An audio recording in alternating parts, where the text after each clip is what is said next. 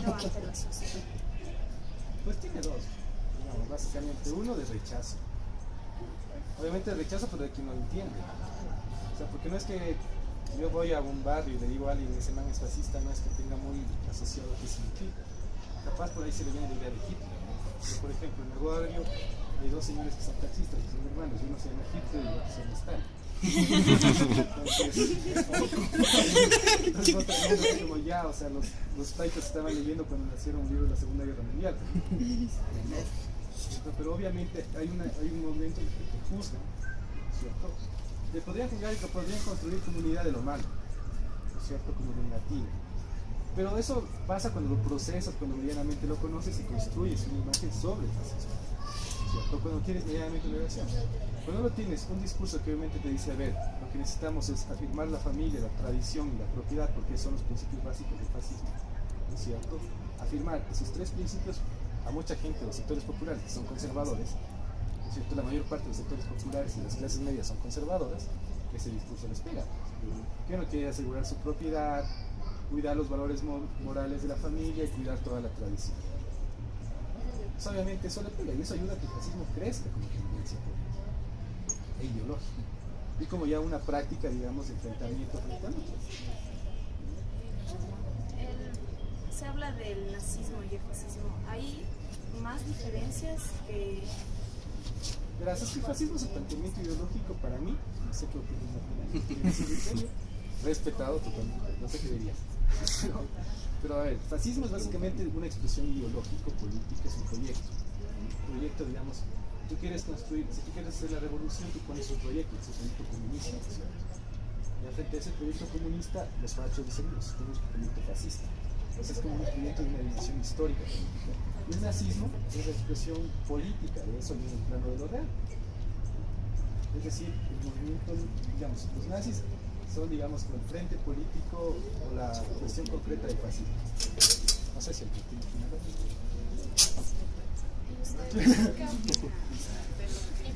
¿Usted qué opina? Tuteame con confianza. La misma edad de Montevideo. No, en general estoy de acuerdo. Yo lo único que me parece importante es efectivamente el fascismo es un proyecto ideológico, pero cuando se concretiza históricamente en Italia prescinde del carácter racial que en Alemania aparece como un pilar fundamental de la ideología nazi. Yo lo pondría de los siguientes términos: el nazismo es fascismo, pero el fascismo no necesariamente es nazismo. Porque, por ejemplo, cuando tú lo ves en perspectiva histórica, los movimientos fachos que perviven el día de hoy no necesariamente se involucran con el tema racial, ¿me entiendes? Es complicado que aquí en Ecuador, por ejemplo, el pilar ideológico de un movimiento nazi o de un movimiento facho sea lo racial. Es muy complejo. Pero lo que sí hay de pervivencia desde que se consolida en Italia la idea del fascismo es la persecución ideológica, política y policial a la izquierda, a todo lo que parezca de la izquierda, el anarquismo, el comunismo, el socialismo y todo lo que aparece como eso. Lo racial es un proyecto que yo creo que se concretiza no exclusivamente, en Europa todavía hay pues, yo creo que por ejemplo los amanecer dorado griegos, además de fachos, pues son nazis, son racistas. Entonces existen partidos políticos neonazis que operan legalmente, personas que están adscritas a esos partidos. Por ejemplo, en los países que no es obligatorio ir a votar, las personas van a votar porque dicen, si nosotros no vamos a votar, todos los neonazis sí van a votar, ellos sí van a votar, entonces nosotros votemos para que ellos no ganen. Claro.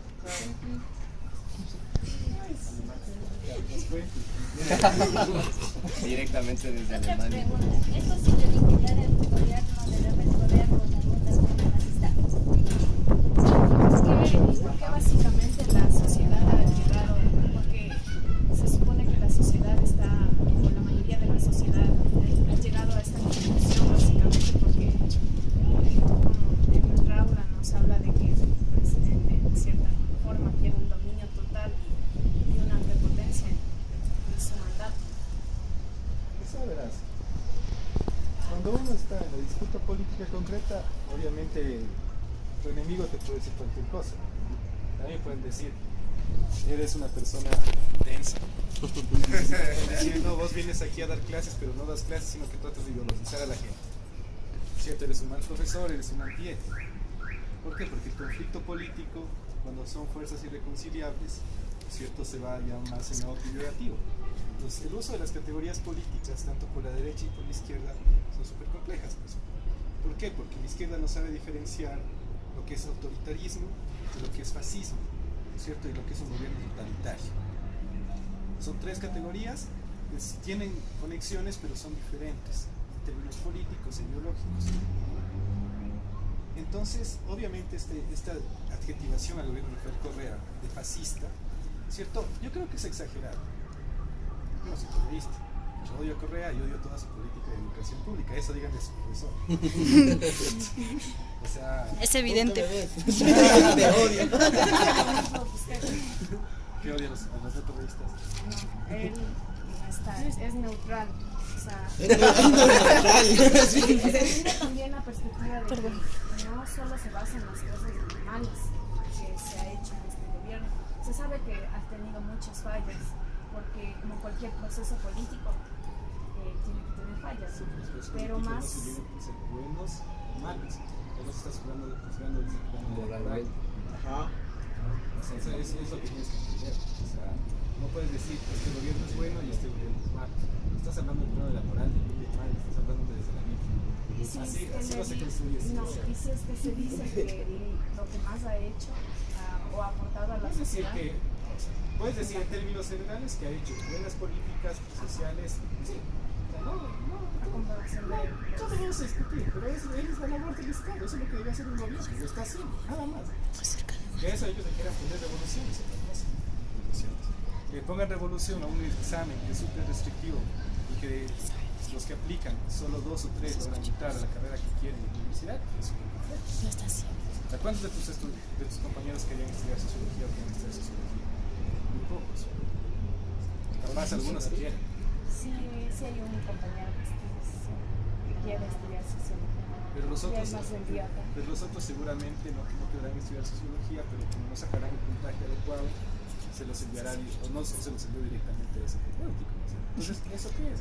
Una forma de discriminación disfrazada de una política que es muy buen plan, ¿no es cierto? Si la educación universitaria es gratuita, ¿no es cierto? Y se conculcó un derecho histórico que lo ganaron los estudiantes desde el año 1959 que se llamaba libre ingreso, es decir, entrar a la universidad sin ningún examen y entrar a estudiar lo que tú quieres estudiar, así te equivocas. ¿Quieren grabarle un facho?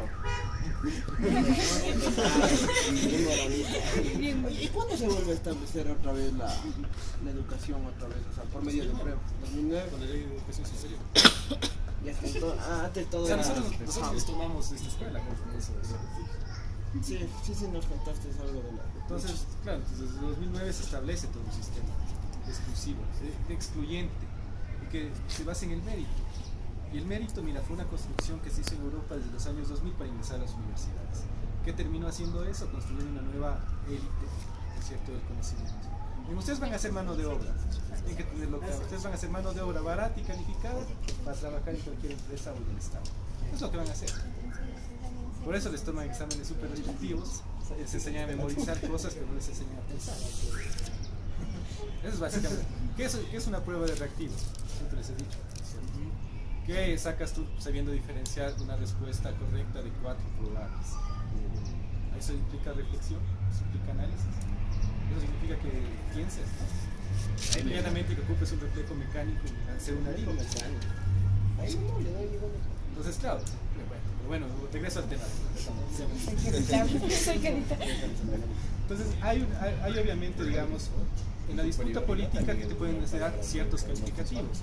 Pero es un mal uso, yo creo, y un uso inadecuado decirle fascista a un gobierno que no tiene esos. Obviamente es un gobierno autoritario, pero ¿qué gobierno no es autoritario? O sea, esta idea de la democracia, es un mito occidental y un mito de Estados Unidos. Es cierto, Estados Unidos es un gobierno más autoritario del mundo. O sea, invade países sin que nadie se lo diga para construir la democracia. O sea, entonces mira, hay un uso inadecuado de la gente que califica este gobierno como un gobierno fascista. No tiene esos rasgos, no tiene esas características. Es un gobierno autoritario, sí, Pero ¿qué gobierno no es autoritario? ¿Qué gobierno tiene que imponerse frente al Estado, frente a la sociedad? Eso hay que pensar primero. Entonces, obviamente es un gobierno que concentra mucho poder, es un gobierno que ha eliminado ciertas medidas concretas del Estado, o sea, que mejor dicho, que ha concentrado el poder en el Estado, ¿cierto? Que desde ahí ha empezado a construir como todo un proyecto político, que es Alianza País y todo eso. Sí. Pero es lo que hace cuando es política, o sea, la política no es pura. La política es una relación de poder. El poder está en quien lo ejerce. El poder no está en decirte yo tengo poder sobre ellos porque fui su profesor. Está en ejercer mi poder y decirles, Esa me parte voy a que comprar una le botella de agua. Se supone que es alumno. Tranquila, la tinta. Parte de los mercaderos que andaban buscando. Sí, así nos vino a decir que ustedes, los rockeros y los punqueros saben más de esto. Bueno, pero Dios, sería inadecuado usar esos términos. Puede decir que hay concentración de poder y todo eso, pero eso no es fascismo. Hay un estado policial y todo lo que quieras, pero no va por el fascismo. Tomás, una pregunta, aprovechando. No me grabes eso. El Julio nos explicaba una vez que hay un fascismo en una categoría más, o sea, utilizada por los sociólogos. Eso, bueno, nos explicó así en corto, en breves palabras, que era la no participación de una idea dentro de otra. O más o menos hablándolo políticamente era como que fascismo como una categoría de decir que tus ideas no valen a comparación de la mía. ¿Me cachas? Más o menos. Entonces no sé si es que en ese plano... Ese tiene un sesgo ideológico. Ajá, por eso te iba a preguntar así. Esos son los problemas del Julio con su hermano, los problemas del Julio con otros filósofos. Sí. O sea, podrías llamarle intolerancia a las ideas del otro. En todo caso, yo creo que No. yo creo que esto les puede servir como para replantear la discusión que están teniendo ahí. Porque la discusión no es qué tan bravo es el tipo, ni qué tanto se encoleran, que es tiene muchas pretensiones megalómanas. Porque realmente plantear desde ahí la discusión de la oposición, la discusión de la crítica hacia el gobierno de Rafael Correa, es casi estéril, o estéril absolutamente. No mueve la posibilidad de una comprensión más abarcativa. Entonces, bueno, el Tomás dio unas líneas súper interesantes. Pero la cuestión está en cosas mucho más concretas.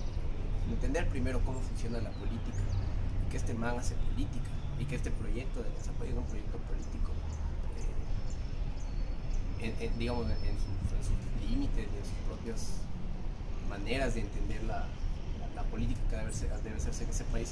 A mí me parece un proyecto súper consistente en lo que nos espera, ¿no? La cuestión está en otras cosas, como qué implica, por ejemplo, la ley de educación. Lo que podrían hacer, un ejercicio que hemos estado pensando hacer nosotros aquí, que todavía no lo hacemos por ustedes que están ahí mismo, puede ser interesante. Hacer una encuesta de levantar la mano y preguntar la cuestión de cuántas de las personas que están en su curso son de universidades privadas y cuántas son de universidades de colegios públicos y de colegios privados. Porque yo lo que he ido viendo con gente que conozco que da las pruebas de CNCID ahorita es que la gente que está entrando es la gente que se paga a los preuniversitarios de Stephen Hawking, etc. Y eso no es una cosa que pueda pagarse cualquiera. O los que están en los colegios privados. Los colegios privados están teniendo clases extras para prepararles para ese tipo de cosas, para el examen ¿cierto? de admisión. Los tienen hasta las 5 de la tarde y después obtienen los mejores puntajes. El preuniversitario es una cosa que te vale $700. Y claro, la gente que va al preuniversitario se aprende de memoria todas las respuestas que te toman en la prueba y va a dar y saca. Y se peina. Disculpa,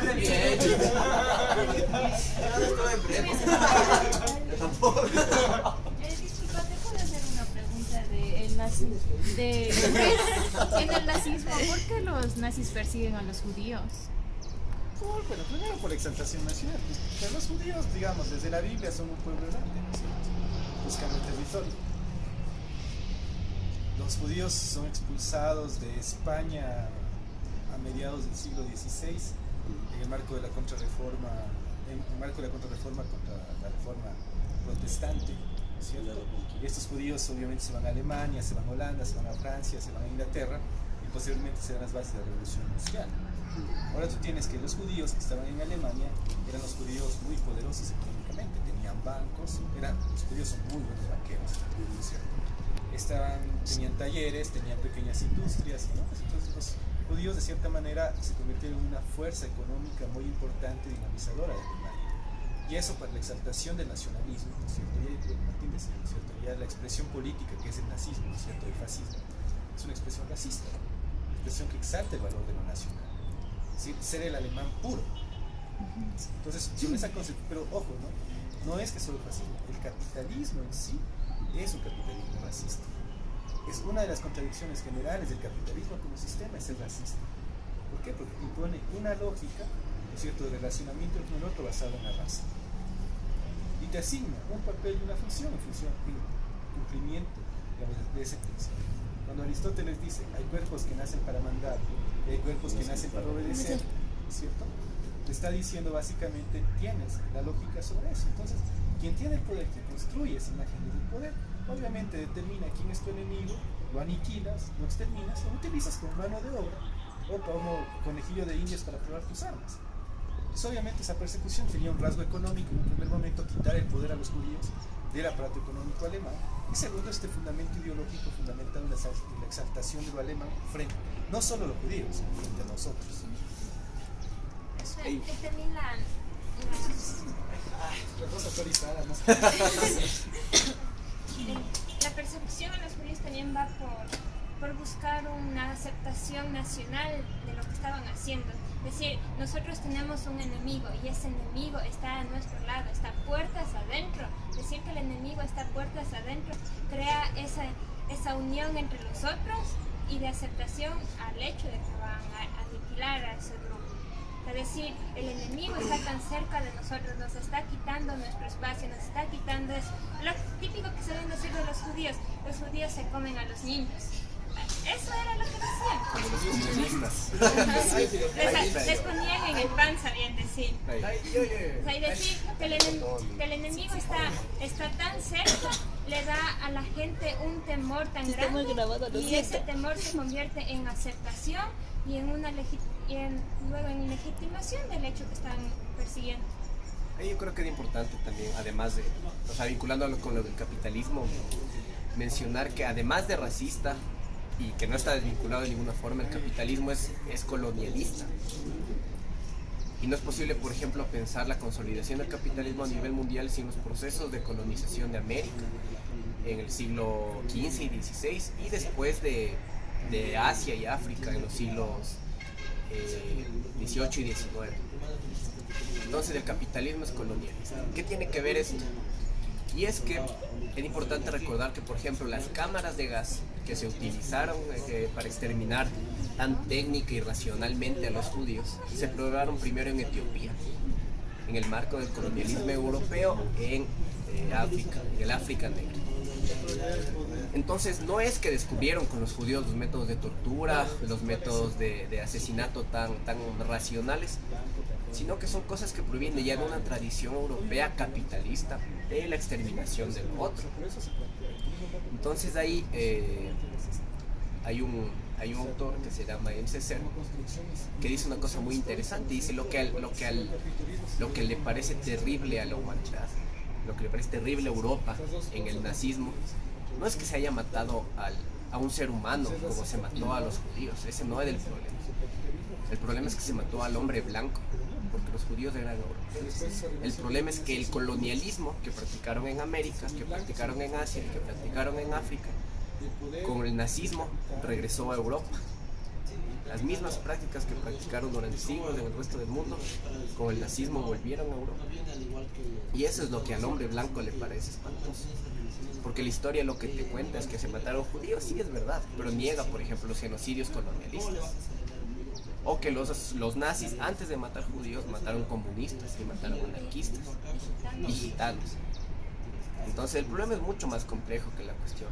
Es toda una historia colonialista europea que vivió de la acumulación del capital europeo, está basada en ese tipo de prácticas. con las que terminan matando a los judíos. Y ahí detrás de esa explicación del barato capital, también está, hay que echar primero el planteamiento, ¿no? Y después la política completa. El planteamiento básico era la idea del pangermanismo, o sea, el pangermanismo era la idea de la expansión de la nación germana, y hay que entender que la nación germana era compuesta por los pueblos, propiamente, que ahora son los alemanes, los austriacos, hasta los daneses, todos nosotros. O sea, la idea era restablecer el dominio territorial para que se pueda reproducir el pueblo germano. ¿Y cuál era la política concreta en general? El pangermanismo, llamado en la teoría geopolítica, o sea, la idea de la expansión de un Herland, que es en este caso Berlín, hacia todo el planeta. Entonces hay también que tratar las cuestiones de dónde emerge esta política de nación y germanidad. La nación y la germanidad, la idea de la nación germana nace de la comunidad del Volk. Es una idea que tenía Hitler tanto presente como para justificar teológicamente la existencia del nazismo. Y mencionaba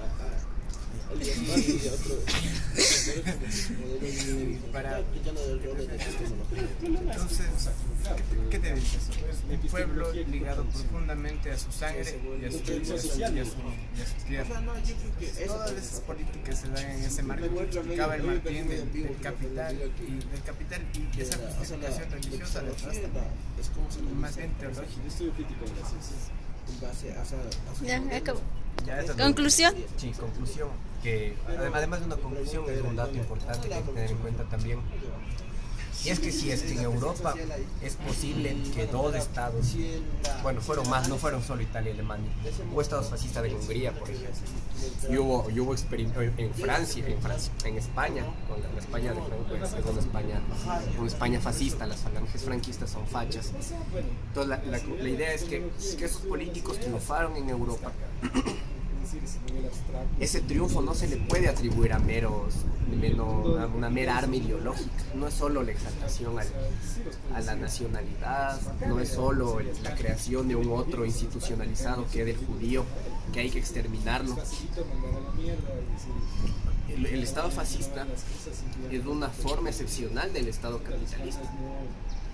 Entonces no se puede entender tanto el fascismo y el nazismo, sino en el contexto de dos estados nacionales como son Italia y Alemania, que llegaron tarde al desarrollo capitalista, que llegaron tarde al reparto colonial del mundo, que perdieron las guerras mundiales, o que Italia no perdió la primera, pero se empobreció mucho después de la Primera Guerra Mundial. Alemania perdió. Alemania tuvo que firmar el Tratado de Versalles, tuvo que verse vulnerado a su potencial militar, etcétera. Me parece que ustedes lo conocen. Entonces lo que hace eso es contraer los potenciales capitalistas de estos estados. El fascismo y el nazismo nacen como propuestas de un Estado capitalista a nivel mundial, como en el caso de Alemania. El espacio vital alemán era todo el mundo y era para un capitalismo alemán. Entonces, para concluir, una cosa que no se puede perder de la mente es que son proyectos, son formas de Estado capitalista, formas excepcionales de Estado capitalistas, pero no se les puede entender si es que no es en la comprensión de condiciones histórico-económicas de reproducción del capital muy concretas. Incluso las guerras mundiales no se entienden sino en el contexto del capitalismo.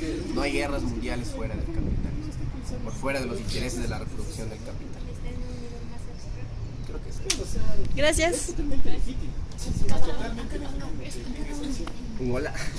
No, a cada uno se les preguntes qué concepción o qué conclusión llegan acerca de Sí, yo creo que ya tienes todo lo que se podía. Ya como acabó eso. todos digan chao. Ya se acabó. Preséntale de corrido eso y ese se llama conversación. ¿Cómo acabó? No sé.